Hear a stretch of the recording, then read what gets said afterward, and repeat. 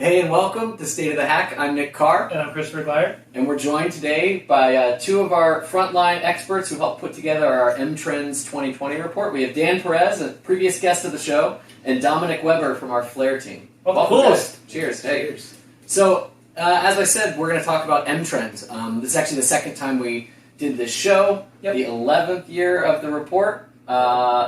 That we've been doing on the Mandiant side for 11 years. Yep. That's how that works.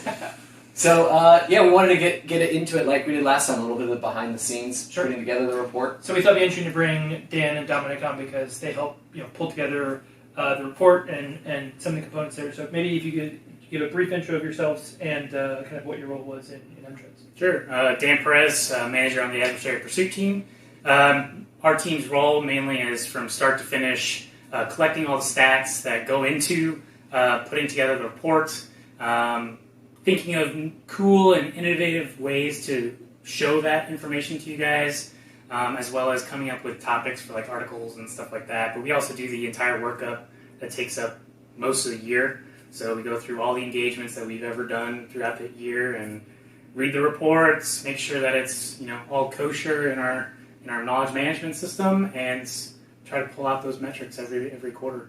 And then Dominik, how about yourself? Yeah, I'm Dominik Weber. I am a director on the Flare team. And the Flare team is the reverse engineering team that tries to be the best reverse engineering team for the world. We analyze malware and provide insights and report for internally the company and externally clients.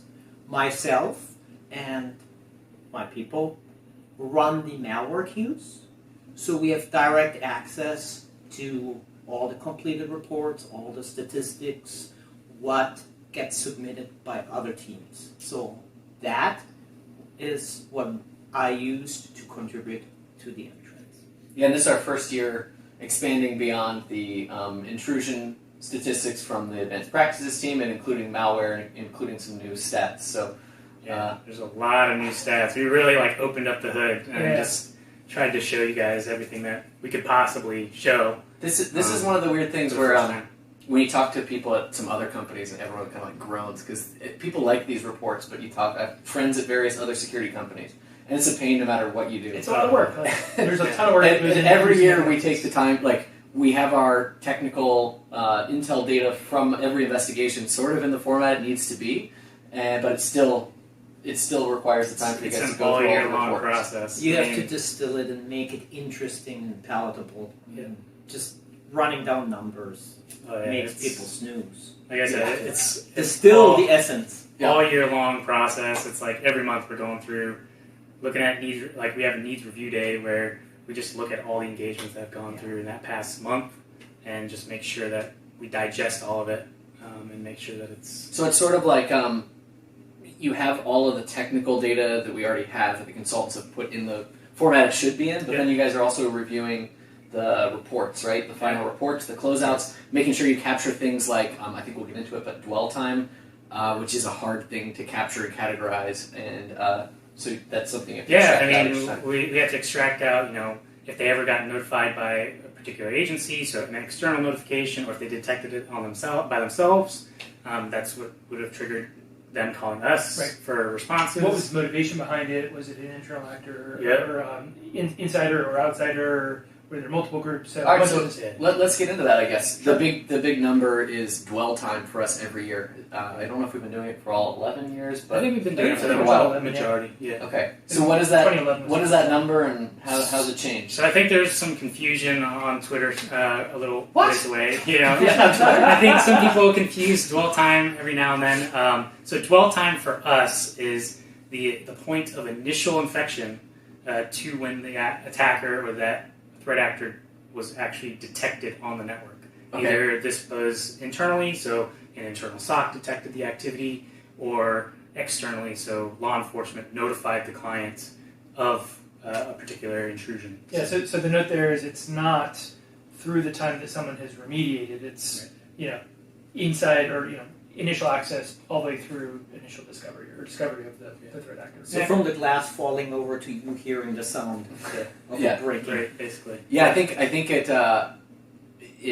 yes, people were thinking that it included how long they actually had time in your network. Is that right? When people hear dwell, they thought like sort of roaming around the network. Yeah, and I think I get it. It does get kind of confusing. Your dwell time, so how long the attacker dwelled on the network. Sure. But yeah, it's interesting. I feel like in the original, I remember reading the original mtrends before I worked here, and reading that number, it kind of meant how long the advanced attackers would stay there, stay dormant, and largely were detected externally. Right. And so that meant like maybe they weren't doing anything, or playing it low and slow, or just doing like slow data theft. So, but yeah, we've kept the definition consistent, I guess, and people are learning about it. And how did it look this year? It didn't change too much. I think it was maybe like a 10-day like difference. So I mean, I think that also is attributed to some of the more like novel like ransomware activity. So if people haven't read the report, like about how many days was about like 58 days, okay, 54 days between there. So I mean, it's not too big. It's like a 10-day difference. I think last year was like 78. So it's a significant change, but I think you also have to factor in that ransomware infections. Like you're getting a pop-up notification of when you're compromised. And so ransomware, do you mean like coin miners, or like when you use the term in terms of what we're seeing, how are you defining that? Just a threat actor leverages a piece of malware that encrypts somebody's files on disk or on server and tells them like if you want your files back. Yep. So those count as an internally detected. If you get a ransomware pop-up, oh no, my system's compromised. That's pretty definitive detection. That's probably a little later than you'd want it to be, but yes. So I think there's some like, and I think largely the coin miner stuff, because you asked that, isn't captured in a lot of these things. Because remember, with all of these, this represents like the Mandiant visibility bias. This is if people had some incident where they weren't able to handle it internally, or they needed to engage us, or we have a relationship with them, or we monitor for them. Or we did a compromise assessment, and they didn't know they were compromised, and we discovered it. But so either we it's much less likely that it would be a coin miner where you'd engage Mandiant. But the same themes apply to the malware when we get to that section. Like you're looking at that highest tier set of malware because we're not typically called in to respond to. Or if you get a phishing attack that you blocked, or you caught on day one and sinkhole the domains and rebuilt the two systems that you affected, like you're probably not going to call us at that point. So there's a sample bias, but it's at least a consistent we still track that activity in our management system just so that we know that actually happened. Got it? Yeah. And then I think if you get a chance to check out the report, it should be ungated. You can just search and find it. We have it broken out by region, I think, because we've just tried to do that for the past few years to give people an idea of how their region is trending, how it compares to others. What are some of the other big key takeaway points on the breach numbers? So I liked this year that we discussed kind of there were two extra sections that we talked about. It was the number of threat actors that we track and kind of some information on that, and then also your team helped with like the number of malware families and which ones are Windows versus Linux versus Mac OS or some hybrid.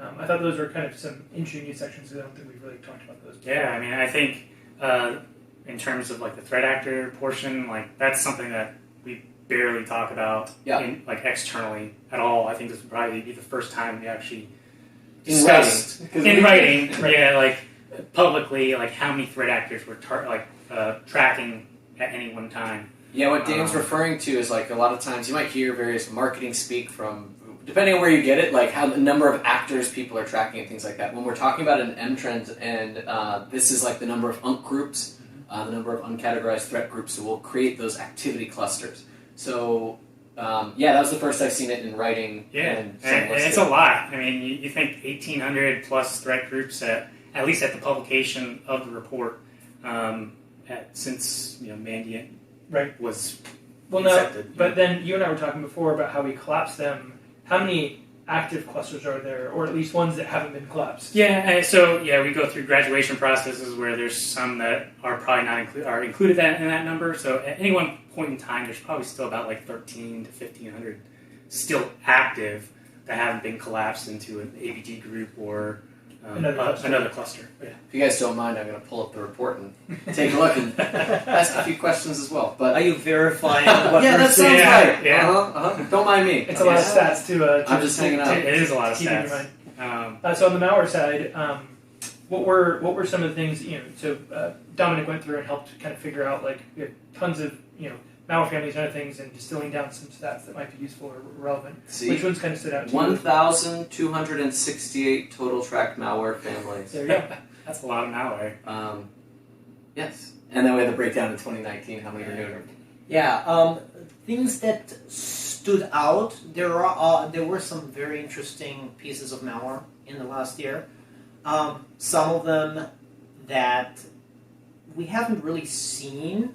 For instance, one that worked as an Outlook 365 plugin that exfiltrated data and was a backdoor. And we also had some interesting crypto malware. And by this I mean malware that leveraged crypto to protect further stages from analysis. And one of the family names that we called School Dean was very interesting because it had a resource that was the next stage payload that was encrypted. And it was encrypted with a key that was derived from the DNS cache. So the victim had to actually hit a particular website in order for that resource to be decrypted and go to the next stage. That was hard to analyze, but since on our team we have some very, very brilliant people, they were able to break that, get through this, and figure out the domain. You may have noticed we only have guests on the show that support our points, so we have execution guardrails. Let's talk about it. That's like execution guardrails on steroids. That's like So do you- Well, what's that? do you remember, was there, was it an internal resolution? Was it like an intranet site after it was cracked? I don't know if you remember that or not. It was an internet site, and what it was meant for is that was also a site that hosted some of the malware. So that was a protection mechanism. making sure you actually went to the So you actually downloaded it from there. Only Nice. if you actually went to that site. And Got as it. far as I remember, it was a phishing campaign to send people to that site. They got infected there, and only if you were infected on that site, meaning that particular domain was in your DNS cache, then it decrypted it. It actually went through every entry in the DNS cache, prefixed something, used that as an AES decryption key. So the crypto was sound, but we're able to still break it without any PCAPs or other things. And then, of course, we held an internal presentation to the company to teach others about the fascinating things we see. Because That's where sharing is very, very important. We're going to get into that at the end, too, with Flare, because that's a big part of what you guys do. Education externally, but also in the company, and making the information available to everyone. Sweet. So we also had, like, the operating systems were broken out in the report, where we're seeing... we gave visibility this year under, like, how many breakdown of malware families per OS, and obviously it's still heavily Windows-centric, right? Yes. But we're starting to see some more Linux and...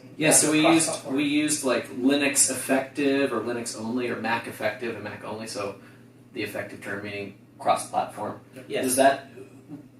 Me without looking at the data at scale, I'm thinking if someone's creating a cross-platform backdoor that's associated with a more sophisticated attack, Or broadly, with is mass that the malware. case? Something that we see a lot is mass malware, because they already have the infrastructure and the control software that they offer to more unsophisticated attackers, perhaps. They like to have other platforms supported just to increase the number of systems that can be compromised. So more money for just a little bit more development. Do those tend to be based on a scripting language underneath the hood, like a Go backdoor that's sort of inherently cross-platform? From what I've seen, a lot of that's an area that I talked about, mass malware that just targets Linux and macOS and other systems. A lot of those are actually written in more traditional languages, because a lot of them that I've seen, or that at least remained in my mind were Russian, and a lot of the traditional hardcore Russian not mass murderers, but mass malware writers. We'll edit that out, sure. Write that in C or C++. So that's something that they like to do, and for those languages, it's also not too hard to target other platforms. So I think in 2019 we gave a lot more visibility into UNC groups, how we cluster and treat them, and that's shown in M-Trends. We talked a little bit in M-Trends now. We're giving more visibility on the malware side. We talked about how we define a family. I don't know if you could explain maybe symbolic functions to people, how we do it. So if we find a new piece of malware, how do we know, like, is this a family we track or not? Is this a new family? Is this a new variant? Is this what we've seen before? And what does that look like? So that's actually a very fascinating and complex topic. So let's not go into too much depth on this. Very analyst-driven. But it's similar to a virus. You have particular mutations, and these mutations are considered the same virus, even though their strands differ a bit. We see that same thing, and like in DNA, you have nucleotides, and in malware, you have functions. So these functions are the makeup of a piece of malware. So what we do is we identify particular functions that are very characteristic for the behavior of a particular piece of malware. And we have an internal way to sort of hash these functions and find functions that have the same hash in new variants. And if we have significant overlap, then we also really have behavioral overlap, and thus we group that together. That's one way to do this. And so that's always static analysis? That is static analysis. And we are also working on new types of static analysis that looks at particular capabilities of pieces of malware. And we are going to publish some papers with internal tools that we're driving. That's one of the really cool things, that having proper, most people that work here are expected to, and given the resources, to become good at binary triage. It's actually a part of onboarding. How do you triage what this basically does? How do you extract basic indicators? And Flare has developed a number of systems for us internally to do that, right? But actually finding out what is this capable of is really when you guys are engaged. Like, what capabilities does this have that we haven't seen yet? How do we factor in? Where do we look? And there's just always cool things coming off the queue with malware using EWS, and then so it's like, okay, this is totally changing where I'm going to try to go look and find other activity. Exactly, and the important thing is that you can do this analysis in an automated way, because FireEye sees such an insane, ridiculously large number of samples, and we want to process all of that just to get the numbers, to get the overall picture, and that's why automation is very important. That's why we're consistently working on improving existing systems and developing completely novel techniques. So were there any things that stood out to you from your perspective in 2018 of the cases that you were involved in, or notable cases or trends? Or I mean, there's always things like notable here. Working for FireEye and working with Mandiant hand in hand, you see new things like every single day. But I think for me, I've got a very soft spot in my heart for APT41 right now. But so it unfortunately didn't make it into the M-Trends report, but we did blog about it late last year, around the time frame we were putting together the report. So it was definitely the message tap activity. So for APT41, I think that was huge. That was literally, I think, the first time we've ever seen publicly where an attacker has stolen actual contents from a telecom, and that's different because most people talk about or have heard of groups taking the CDR data or the call detail records. Call detail records. Yeah, the call detail records. Almost basically just metadata from one caller, so me calling Glire. It just shows the phone numbers, maybe some interesting metrics about that phone call and stuff like that. Whereas the message tap is actually sitting on the wire, listening or parsing Ethernet packets basically to just steal contents of SMS text messages. So, I mean, it's super highly targeted, and is where it's targeting specific phone numbers, ISMI values, which are basically like the SIM card for the phone, and just looking for specific words that are going over the wire. And it saved those, and APT41 just exfilled those out. So in terms of the cases that you were writing along with, what were the major themes of either threat actors that you were tasked with following, or at least that were exposed to? Like, what were the main ones that stood out to you? I mean, I know ransomware is a big one this year. Targeted ransomware. Targeted ransomware, you know, you get... well, interactively deployed Correct. ransomware, right? Tends to be the ones that we're involved in. I tried to come up with extortionware, but it never really didn't catch on. Always this year. Yeah. I mean, so yeah, ransomware was pretty big this year. You know, China is always huge. I mean, which Chinese threat groups? You got APT40, APT41. There's some other UNC groups that, you know, UNC135, UNC124, that have probably not been made like public yet. Those are early UNC numbers those are to early be active UNC again, numbers. so we do them procedurally, like in order. So, I mean, yeah, you think of APT41 was UNC78, you know, Right. then you have UNC124, UNC135. You know, those things are really interesting and really old. So yeah, you still have like China going hard. You know, we had at one point we had some suspected APT5 stuff, which was really cool. Sure. But yeah, so China, of course, all the Fin stuff is Fin 7, Fin 6, Fin 6 doing a lot of the ransomware stuff. Yeah, so when those groups, that's certainly been a theme of a couple episodes where we've talked to people about monetizing things quicker. Yep. But I think it's been interesting to watch all the Fin groups we're used to monetizing in different ways. Yeah, you have Fin 6 who typically have gone after like credit card data, where now they're deploying targeted ransomware, where I think we were having this conversation earlier where, you know, instead of going after credit cards, which is probably harder to monetize, you're now deploying ransomware in mass and hoping that you can raise that ransom there. You certainly can get monetized it much faster from like breaking in to getting payment, versus like with, you know, cards, you may choose to hold on to them for 6 months because if you sell them too fast, then the card brands may discover common point of purchase fraud. And I don't know if it's a trend per se, but it's highlighted in the report. So the middle ground is monetizing things like gift cards, right? So I think we had a little story about some of that, but we've seen more groups monetize via gift card.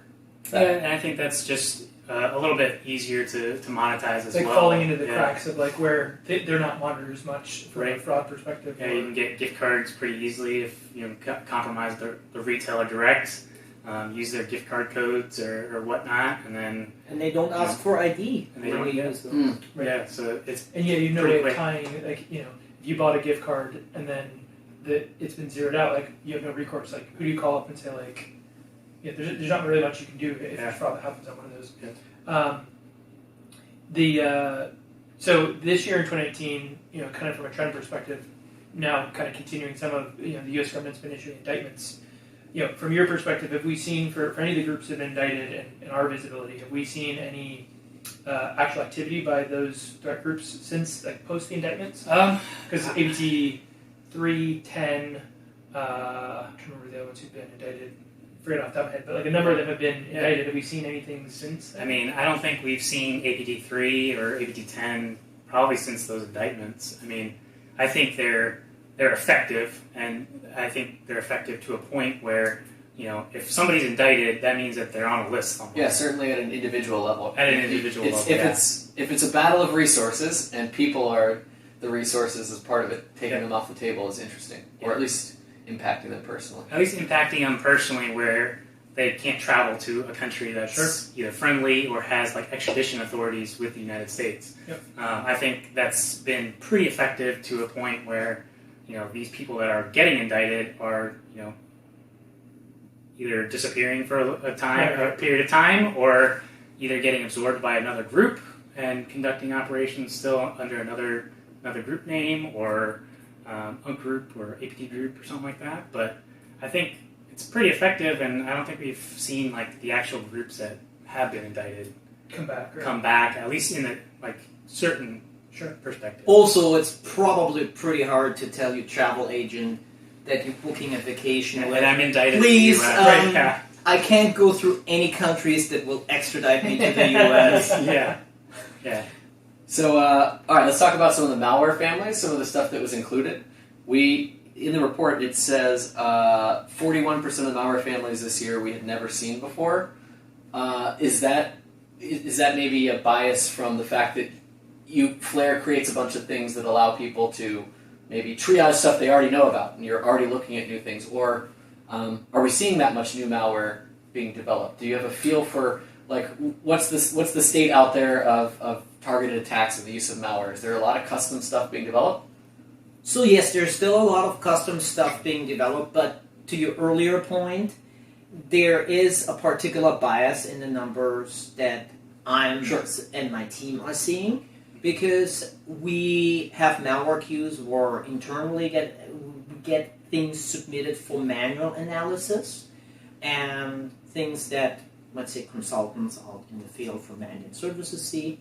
But we have a lot of automated systems that do a lot of analysis. And part of what you had mentioned earlier, the binary triage, a lot of people in the company are skilled on how to take a quick look at some of this output of these automated tools and very quickly identify what it is. In fact, one of the biggest successful tools we call internally backscatter, that is a configuration extraction tool. So if you have something very traditional like SOGU, it automatically extracts the configuration, the C2s, what parameter, how this works, all the configurations.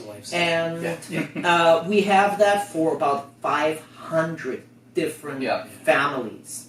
And we also have good reference reports that then the consultants can use to read up on that, and that has saved a lot of time in manual analysis. But on the flip side, my team doesn't get to see those samples anymore for work, which is actually good because it's tedious. But that skews the numbers that we extract, because we don't see the easy things that other people can handle, or things that were automatically identified. Yeah, I think what's tough when you roll out something new like the visibility into malware is so we said whatever it was, sorry, I have it in front of me, but it was 400 and something new malware families.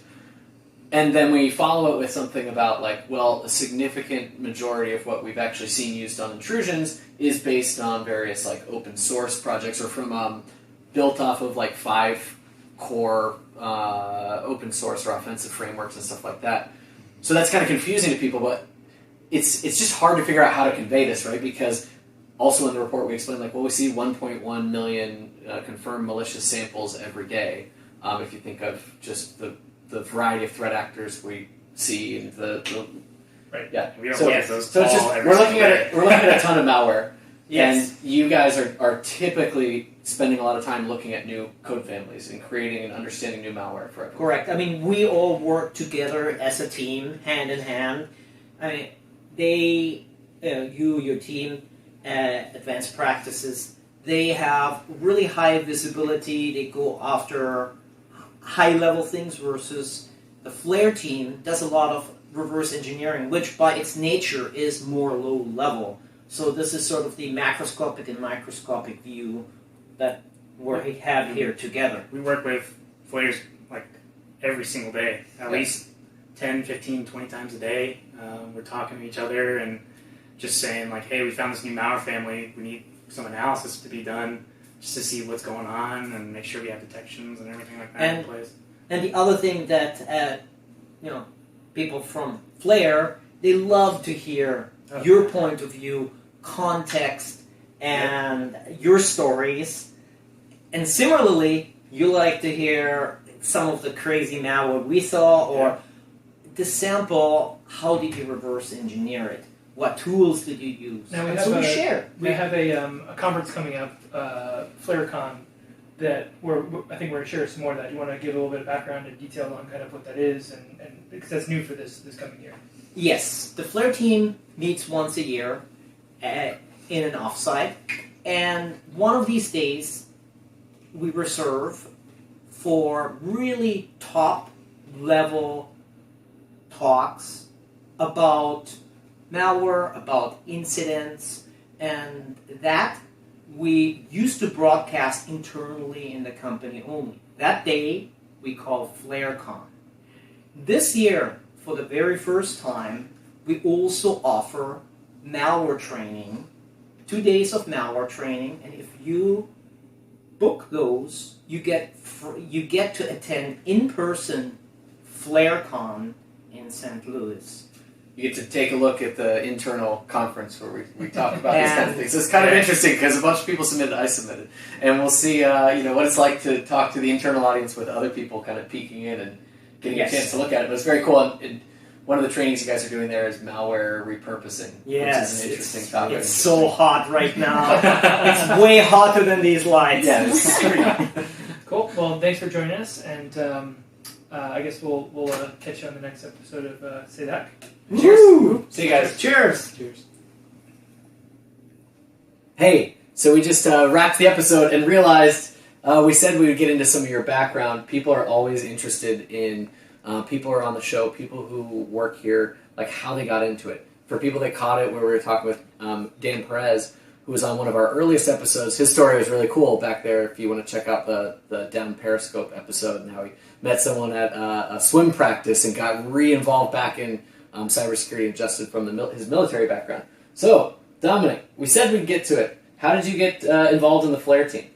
Well, that's a fascinating story. I used to be a C++ software architect for a digital forensics company named Guidance Software, the makers of Encase.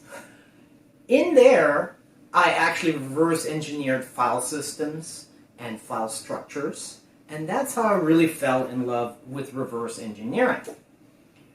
One of my team members then went to FireEye, to the Flare team, and he told me how awesome that was.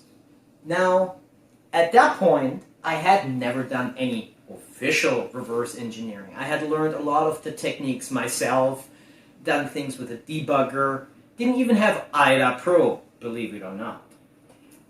So, then I worked with Sicko through his book, PMA. We had a weekly call, and then I interviewed the Flare team, and it was the best interview I ever had, because that was the one interview where somebody asked me about the internals of NTFS and object ID streams. And it was the longest interview I ever had. It was about 10 hours of back-to-back interviews, and I walked away with this. It's like, this is so awesome. I want to join them. And join them, I did. And you still stuck around even after everyone was like, oh, these guys came from Encase, and all the consultants asked you all these specific questions, and outside of that, what you want to be doing. Nice. Painful memories, but awesome memories. And people might be familiar with Dominik or might not know that they're familiar with him, maybe because there's I don't know, things that look vaguely like him. Glyer, definitely not them. But they may have gotten to play some of your puzzles. Some of in the Flare On challenge. Exactly. So another way we got people that are good on the Flare team is by asking finishers of our annual Flare On challenge. And every year we get more and more people competing, and it gets more interesting every year, even for us, following everything. The whole team has a blast making these levels. And myself, I've had created an interesting one 2 years ago. It was based on a encrypted web shell. So I threw something together, and I had a blast making it. And apparently people had a blast solving it too. I don't know if we've ever talked about that. Like, how long do those take to create, or does it vary for the different Flare-On challenges? It varies wildly. So some of the samples, like mine, that was 2 days of work, that web shell one, and some of the Flare-On challenges, particularly some of the last ones, they take many weeks of hard work to put this together. And if you ever make a flare-on challenge, you're like, yeah, I made a flare-on challenge. It's not over, because you still have to do the write-up, which is this multi-page document where you have to explain how it was meant to be solved and some of the intricacies. So reading through the solutions is very good. And, obviously anybody who finishes flare-on has my utter respect. And, somebody that works on my team actually finished it twice in a row, and then we hired him. Good foot in the door. Frankfurt, Yes, Germany. I think he's awesome. I think a lot of people, are trying to figure out I how can to get use- in there and what the Flare team does, how to get in front of them. So working on the Flare On challenge, I'm sure we're doing it again this year. And Yes. then during the episode, we also mentioned FlareCon this year. So that's another way to come and meet with people, take their training, learn and meet some of the people behind the puzzles. So I've never finished it myself. All right, I should have said that. I got to try. I suck. I got to up level. But no, thanks Dominik for being on and traveling in to chat with us. It was And my thanks for all you pleasure. do. It's fun to talk to you in person. Cheers, man. Yay! We'll see you soon, and you'll see them all the time. Places like that. See ya. Thanks.